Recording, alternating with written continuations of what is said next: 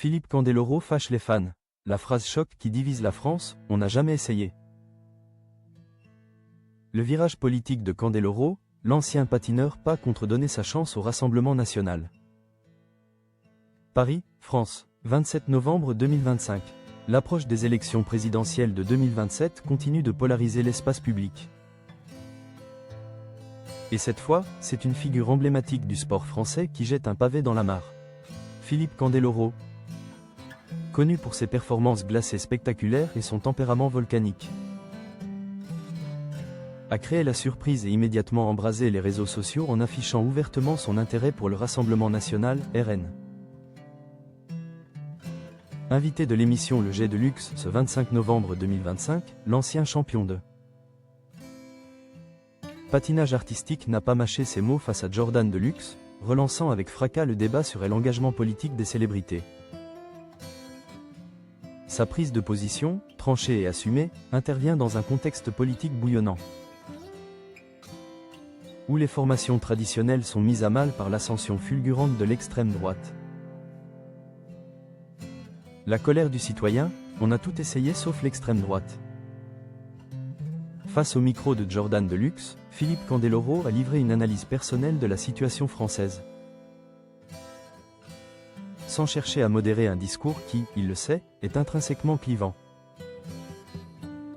L'ancien patineur a démarré son propos en visant la gauche radicale, accusé de véhiculer une énergie négative.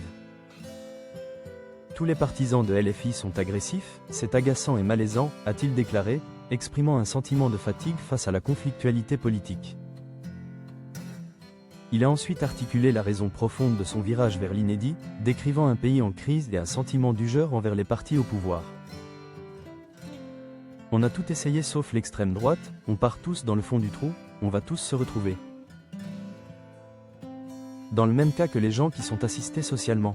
On n'a jamais essayé le RN, est-ce que ce ne serait pas le moment? Plus personne n'a confiance en ce pays. Pour Candeloro, la classe politique traditionnelle est en faillite.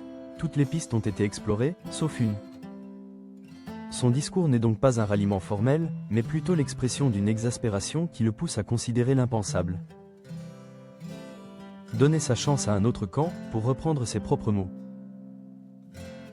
Une posture qui, dans la bouche d'une personnalité publique de son envergure, est un signal fort qui risque de provoquer une vague de réaction dans la classe politique, les médias et, bien sûr, parmi les internautes. Ce discours décomplexé de Philippe Candeloro arrive à un moment où la dynamique politique française semble valider, du moins dans les sondages, la pertinence de son questionnement. Jordan Bardella, le président du Rassemblement national, est en position de force dans la course à l'Élysée de 2027. La tendance a été fortement accentuée par le dernier sondage Odoxa Mascaret, publié précisément ce 25 novembre. Le jour même de l'émission, les chiffres sont éloquents et confirment le rôle dominant du RN.